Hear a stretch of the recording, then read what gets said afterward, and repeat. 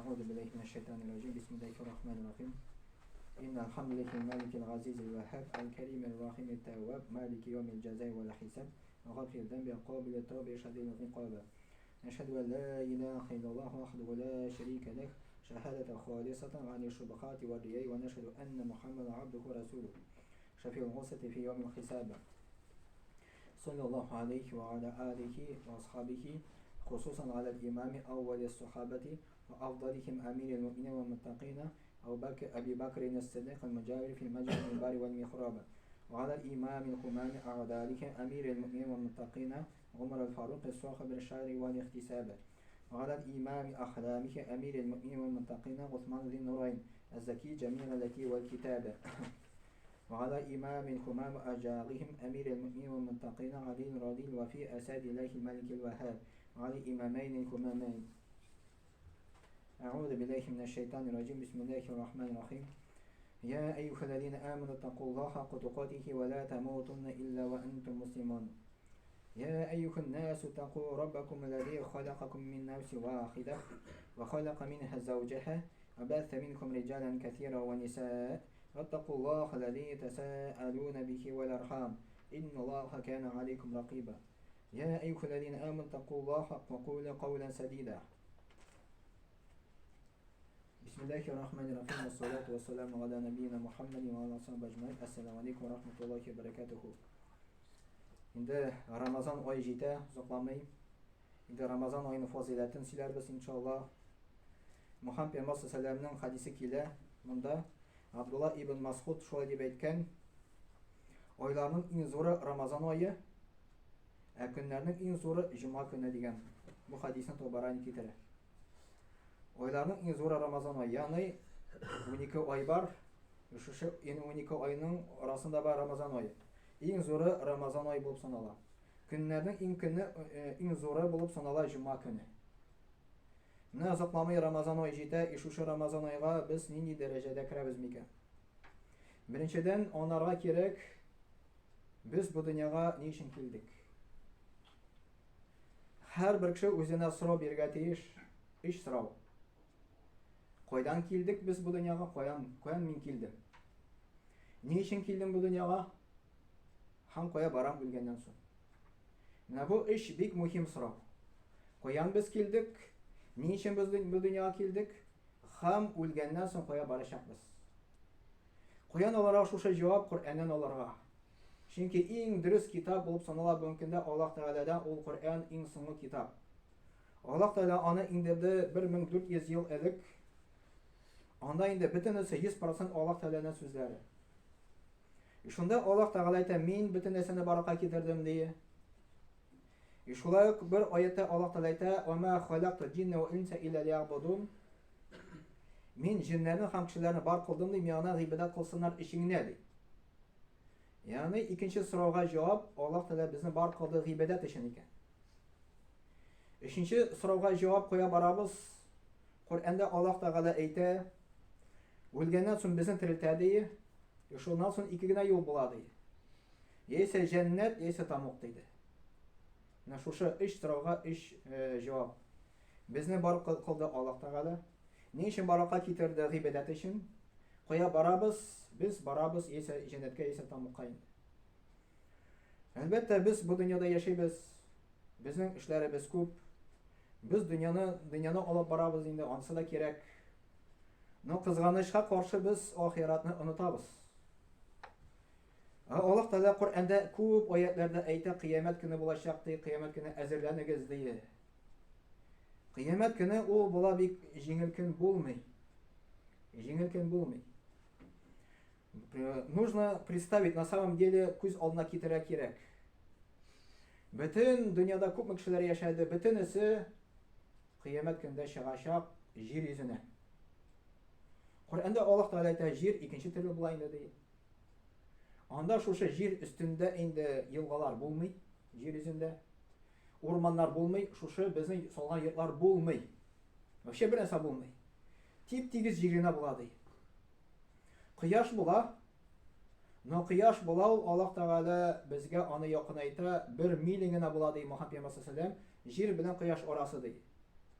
1 миля галимнар икегә бүленгәннәр. Bir төркем галимнар әйтәләр, 1 миля ул менә миля ничә ул була? 1 километр 900 ничәдер метр. 150. Шул примерно шулай. И Аллаһ Тәгалә безгә шушы кояшны якынайта. Кояш мөмкин дә ничә анда 150 миллион километр бездән. Җәй көне эссе була. Экваторда ничек эссе? Менә Кош классында ничек эссе? Аманда әле ул 150 миллион километр бездән. Аллаһ Тәгалә якынайта. Мөхәммәд пәйгамбәр сәлlam әйтте, анда Аллаһ Тәгаләнең күләге генә була ди, бер генә күләге, гаш күләгәсе, тахат күләгәсе. Кем шушы күләге астына керә, аңар эссе булмый ди. Кыямәт көне була 50 мең ел. 50 мең ел. Без шушы кыямәт көнгә нәрсә әзерләдек микән? Яра кыямәт көне хәтле безнең бар кабер тормышы. Кабергә без нәрсә әзерләдек? Мәсәлән, элекке заманда кешеләр яшәгәннәр безнең кебек, мин аны сезгә сөйләдем. Шулай безнең кебек монда йөргәннәр, безнең кебек дөнья куганнар. Шулай цивилизациядә аларның булган көчле кешеләр булган, бездән дә көчлерәк булган. Аларның буйлары безгә караганда зуррак булган. Әмма алар да безнең кебек яшәгәннәр, кемдер 80 яшь яшәгән, кемдер 100 ел яшәгән, кемдер 500 ел яшәгән, андыйлар да бар, кемдер 1000 елда яшәгән. Уйлап карыйк, без дә бит дөньяда яшибез, кабергә керәбез. Хәзер кешеләр кабердә яши. Алык 1000 ел элек яшәгән кеше, 80 яшь яшәгән дип әйтәбез. Кабердә һәр 1000 ел яши. Кемдер кабердә 3000 яши, кемдер кабер ишендә инде 5000 ел яши. Дөнья белән чагыштырганда ул бит дөнья безнең кичкенә килеп кала. Кыямәт көндә күпме яшибез? 50 мең ел. Кыямәт көннән соң мәңге тормыш булачак. Шуның өчен без бу тормышта бик әз булабыз, бик әз. Кеше шушы тормышка бик нык каты ябыша. Нык каты ябыша, дөнья куа. Да, әлбәттә дөнья кирәк. Аллаһ Тәгалә безне кеше итте, фәрештә итмәде. Ашарга да кирәк, эчәргә дә кирәк, өйләнергә дә кирәк, балалар да кирәк, эш тә кирәк. Но кызганычка каршы без онытабыз намаз укуны. Кызганычка каршы без онытабыз Рамазан айда тотарга уразаны. Бу фарыз. Бу фарыз. Кемдер әйтә, минем гынахым юк, мин мәчеткә йөрмим, менә кемнең гынахлары бар, шулай йөрсеннәр ди. Но ничек гынахым юк? Намаз укымыйсың, син гынахлы. Рамазан айда ураза тотмыйсың, син гынахлы. Әле ул зур гынах, кичкенә гынах түгел. Кичкенә гынах түгел. Мөхәммәд пәйгамбәр сәлlam әйтте, кабердә газап бар ди. Да, ул достоверный хадислар килә, достоверный информация килә Мөхәммәд пәйгамбәр сәлламнан, кабердә газап бар. Нинди газап бар? Мөхәммәд пәйгамбәр сәлlam бер вакыт кабер янында үткәндә, кабергә бер агач алып, бер казып куйды инде шунда. Кичкенә генә бер агач, пальма агачы ялашмасам инде. Анан сорадылар, я Расулуллах, нишләп шулай эшләдең ди. Кабер эчендә бер кеше бар ди, газаплана ди. Зур гына өчен газапланмый, ул зур гына өчен газаплана. Просто ул уйлаган ул зур түгел дип. Ул сидиктән капланмаган ди. Ягъни сидиктән капланмаган дигән сүз бәдрәфкә йөргән, коман белән йөрмәгән дигән сүз. Уйлап карагыз, кем ул турында гынах дип уйлый аны? Комансыз йөрү вроде ничего страшного инде, теге кеше нормально йөри инде, ничего страшного. Кабердә шушы кеше газаплана икән, шушы коман белән кеше йөрмәсә. Бәдрәфкә бармаса, сөтелмәсә инде. Без уйлыйбыз только зур хаҗәтне генә сөтергә, юк, бу кичнә хаҗәтне дә кирәк. Андары Мөхәммәд пәйгамбәр сәлlam хадисләрендә килә, кем процент белән шөгыльләнә? Ягъни теге кредитлар бирә, теге процент белән инде. Аңар пәйгамбәр сәлlam әйтә, нинди газап ди кабердә ди. Ул күл эчендә йөзеп йөри ди, кабердә күргән. Күл ул су түгел анда, ул кан эчендә йөри ди. Аның авызы ачыла ди, ярда торган бер кеше ди, аның авызына ташлар ата ди. Шулай итеп, кем процентна шөгыльләнә, шулай итеп газаплана ди. Вроде процентна шөгыльләнү ул зур гына хасанамый кеше. Вроде ничего страшного. Андары Мөхәммәд пәйгамбәр сәлlam күргән гайбәтчене кабердә. Бер кеше икенче кешене йыкканда, анда ыргак белән менә моны йырта. Менә авызны йырта икән. Ул андары икенче якны йырта. Икенче якны йыртканда бу кире кайта. Шулай итеп ул кыямәт көнне хәтта газаплана икән. Гайбәт безнең өчен зур гынах түгел. Нәрсә бер кеше турында сөйләгән, шуннан бетте. Кеше анда газаплана. Менә бу достоверный информация Мухаммад пәйгамбер саллаллаһу килде. Намаз укымаган кеше дә газаплана анда. Коръәндә Аллаһ Тәгалә Коръәндә әйтә, кайгы, хәсрәт ди, Әл-Маун сүрәсендә. Сез аны таба аласыз. Коръәннән килә бу аят. Кайгы, хәсрәт ди, шул кешегә ди, кайсысылары намазларын моңа салкын карыйлар ди. Галимнар әйтәләр, намазга салкын карау вакытында укыма. Кичектереп укый намазны. Без вообще намаз укыймыз, җомгана йөрибез. Без уйлыйбыз, без җомга керәбез дип инде. Берсе әйтә, курыкма, әле без җомганың уртасында булырбыз әле. Берсе нәсиле башлагач шулай дип әйтә. Үлеп китте инде ул бичара. Кемдер әйтә, кем монда барып кайткан ди. Ну ярар, кем әйтә икән, кем монда барып кайткан, кыямәт көне ышанмый икән. Алайса китерсен достоверная информация, анда үлгәндә нәрсә булачагын. Үлгәндә нәрсә булачак, китерсен безгә достоверная информация, сәбәп була анда. Китер алмый аны. Китер алмый, потому что анда достоверная информация юк. Безнеке бар, Коръән килә, хадисләр килә, бу достоверная информация үлгәннән соң кешедә нәрсә була.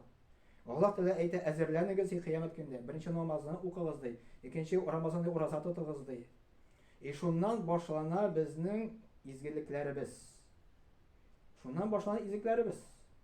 Әгәр дә намаз укучы җомга көне үлеп китә икән, ул кабер газабыннан имин була иншаллаһ. Намаз укый торган кеше шаһид була икән, мәсәлән, аварияда үлеп китә, ул шаһид була. Ул җмахлы була. Намаз укый торган кеше, мәсәлән, бала алып кайта икән, хатын-кыз үлеп китә, ул шаһид үлеме үлеп китә. Ул җмахта була иншаллаһ. Намаз укымаган кеше җомга көне үлсә, ул турында берни хәбәр юк. Что ул җмахта икән. Шуның өчен бөтен әйбер бәйләнә намазга. Менә Рамазан ае җитә. Рамазанда без ураза керәбез.